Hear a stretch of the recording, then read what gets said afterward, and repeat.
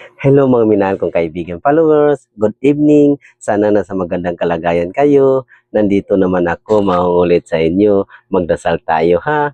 Maraming salamat. Sa ngalan sa Ama at sa Anak at sa Espiritu Santo. Amen.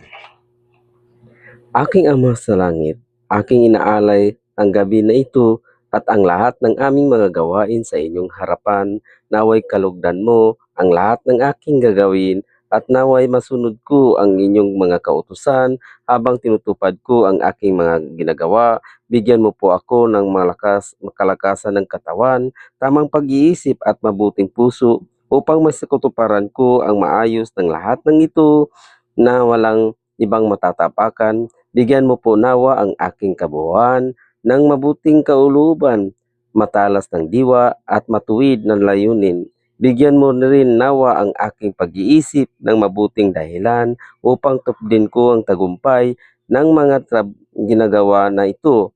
Alang-alang sa aking mga minahal sa buhay at kapwa, maraming salamat po Panginoong Hesus Nazareno.